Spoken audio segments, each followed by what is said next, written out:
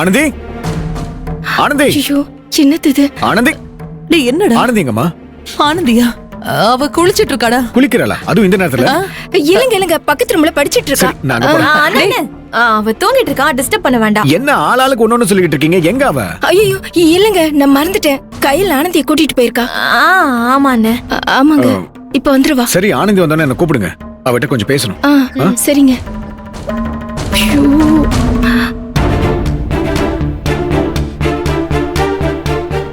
அத்தை இப்படி ஆளாளுக்கு மாத்தி மாத்தி சொல்லிட்டு இருந்தா அவங்களுக்கு சந்தேகம் வந்துரும். நம்ம எல்லாரும் ஒரே மாதிரி சொல்லுவோம்.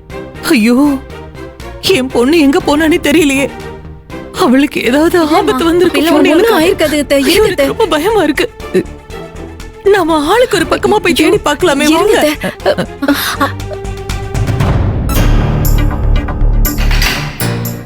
வாங்க தம்பி. சாரி ஆண்டி, டிஸ்டர்ப் பண்றேன்னு தப்பா எடுத்துக்காதீங்க. நான் ஆனந்தி கிட்ட கொஞ்சம் பேசணும். தனியாலாம் இல்ல, உங்க முன்னாடியே வச்சு பேசுறேன். படிச்சிட்டு இருக்கா, எதா இருந்தாலும் காலையில பேசிக்கலாமே. இல்ல, எனக்கு ஒரே ஒரு கேள்விக்கு மட்டும் ஆனந்தி கிட்ட இருந்து பதில் தெரியணும். என்ன தம்பி சொல்றீங்க? ஆனந்தி கிட்ட இருந்து என்ன பதில் தெரிஞ்சுக்கணும்? இல்ல, எங்க அம்மா மேடைக்கு கூப்பிடும் போதும் சரி, நெக்லஸ் போடும் போதும் சரி, ஆனந்தி ஏதோ அப்செட்ல இருந்த மாதிரி இருந்துச்சு. எனக்கு மனசுக்கு ஏதோ மாதிரி இருந்துச்சு. ஒருவேளை அவளுக்கு இந்த கல்யாணத்துல இன்ட்ரெஸ்ட் இல்லையோன்னு சந்தேகமா இருக்கு.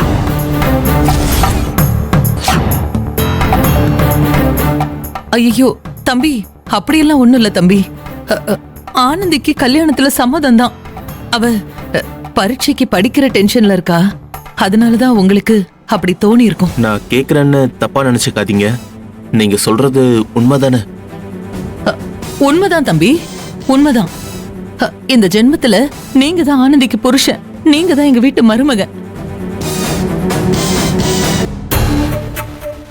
இது போதும் ஆண்டி, என் சந்தேகம் கிளியர் ஆயிடுச்சு. Now I am happy.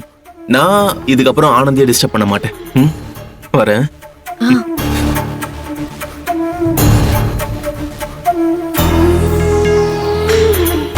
ஏமா, இப்ப இங்க என்ன நடந்துட்டு இருக்கு? நீ பாட்டுக்கு இஷ்டத்துக்கு கௌஷிக் கிட்ட என்னென்னமோ சொல்லிட்டு இருக்க. ஏற்கனவே ஆனந்தி எங்க போனான்னு வேற தெரியல. இதுல நீ வேற ஏமா இப்படி பொய்யான நம்பிக்கையை கொடுக்கற? இல்லடி, அந்த தம்பிக்கு நான் ஒன்னும் பொய்யான நம்பிக்கையை கொடுக்கல. ஆனந்தி எங்கேயும் போயிருக்க மாட்டா. இங்கதான் எங்கேயாவது வெளியில இருப்பா. எப்படியாவது கையில் ஆனந்தியை கண்டுபிடிச்சு கூட்டிட்டு வந்துருவா. இந்த சம்பந்தம் நல்லபடியா நடக்கும். அது என்னோட ஆசை மட்டும் இல்லடி, என்னோட நம்பிக்கையும் கூட. மா, நான் அந்த கடவுள்கிட்ட வேண்டிக்கிறது கூட அதுதான். ஆனந்திக்கு எதுவும் ஆயிருக்காது. அவ எங்கேயும் போயிருக்க மாட்டா.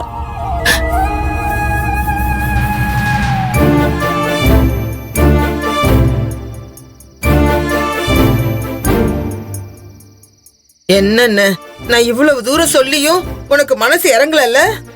என் மேல நீ வச்ச பாசத்தை விட இப்ப உனக்கு உன்னோட கோவம் தான் பெருசா போச்சுல. ஆனா நீ இப்படி மாறுவன்னு கொஞ்சம் கூட நான் நினைச்சு பாக்கலன்னு. என்ன ப்ரோ, இந்த மீனாட்சி மேடத்தோட சொற்பொழிவு ஃபுல் ஸ்டாப் இல்லாம போயிட்டே இருக்கே ப்ரோ. இப்ப என்ன பண்றது? அதான் எனக்கு ஒண்ணுமே புரிய மாட்டேங்குது. வெயிட் பண்ணி பாப்போம். மச்சான், இருந்தாலும் உங்களுக்கு இவ்வளவு பிடிவாத ஆகாது மச்சான். சரி மீனாட்சி, வீடு பரவாயில்லன்னு சொல்றதுக்கு உங்களுக்கு மனசு வராம அப்படியே பிடிச்சு வச்ச மாதிரி இப்படி உட்கார்ந்துருக்கீங்களே. மச்சான், நீங்க வாயை திறக்காம உங்க மௌன விரதத்தை கலைக்காம கஞ்சாடை காட்டியாவது ஏதாவது பேசலாம்ல?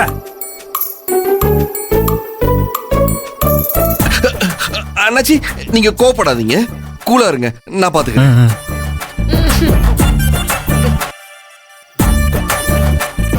இருந்தாலும் ரொம்ப ஓவரா தான் பண்றாரு. இதுக்கு மேல இந்த ஆளுகிட்ட கெஞ்சிக்கிட்டு இருக்காதீங்க. வாங்க போலாம். ஆமா, முதல்ல இடத்த காலி பண்ணுங்க. இல்லன்னு என் பொண்ணை விட்டுட்டு என்னால வரவே முடியாதுன்னு. நான் இங்கதான் இருப்பேன், நான் வரமாட்டேன்.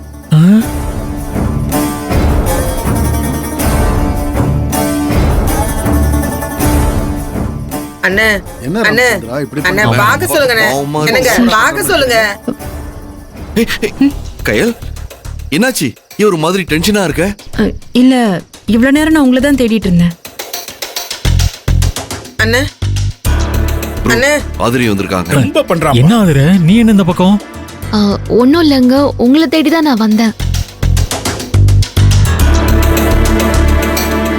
இன்ஸ்பெக்டர் இருக்காரே, அவர்கிட்ட ஆனந்தி காணாம போன விஷயத்த சொல்லிடலாமா? இல்ல ரோஹிணி காணாம போன விஷயத்த இன்ஸ்பெக்டர் கிட்ட சொல்ல வேண்டாம், அப்புறம் பெரிய பிரச்சனை ஆயிடும். நாமளே ரோஹிணியை தேடி கண்டுபிடிப்போம். வேணாம், நாமளே எப்படியாவது ஆனந்தியை தேடி கண்டுபிடிப்போம்.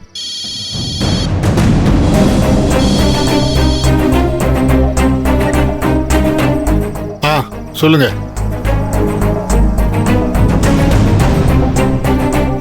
இங்கதான் ரிசார்ட்ல இருக்கேன். ஓ அப்படியா? ஓகே, நான் உடனே வரேன்.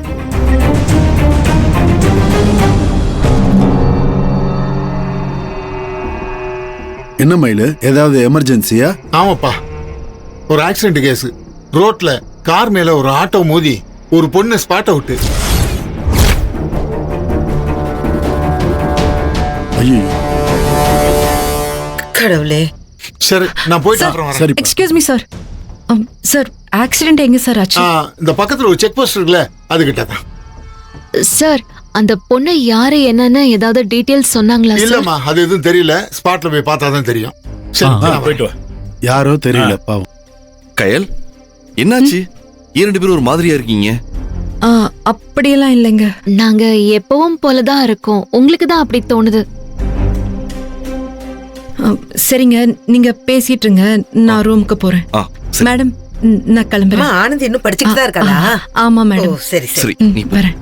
ஏங்க, நானும் ரூமுக்கு போறேன், நீங்க சரி ஆகுது. சரியா?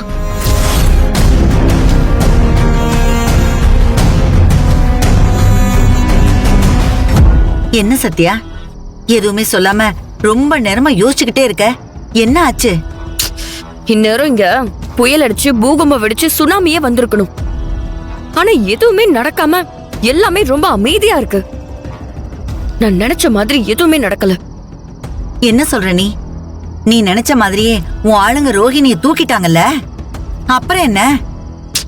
என் ஆளுங்க ரோஹிணிய தூக்கிட்டானுங்கதான், ஆனா அதுக்கு இங்க எந்த ரியாக்ஷனுமே இல்லாம இருக்கே. ரோஹிணி காணாம போனது தெரிஞ்சு அந்த பிரபுவும் ஆதிரையும் அலறி அடிச்சு அவளை தேடுவாங்க. அந்த கிழவன் தில்லை நெஞ்சு புடிச்சிட்டு துடிப்பான்.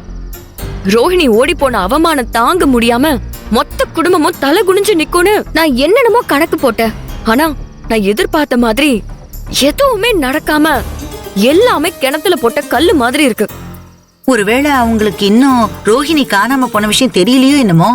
இல்ல, நான் தான் என்ன நடக்குது ஏது நடக்குதுன்னு வேவு பார்க்க போனேனே. ஆதிரையோட பேச்சும் நடவடிக்கையும் பார்த்தா அவளுக்கு ரோஹிணி காணாம போன விஷயம் தெரிஞ்ச மாதிரிதான் என் மனசுக்கு பட்டது. ஆனா அவ ரொம்ப புத்திசாலித்தனமா அவ புருஷ கஞ்ச பயலுக்கும் அவ தம்பி மெக்கானிக்கும் இந்த உண்மையை சொல்லாம மறைச்சிட்டு இருக்கா.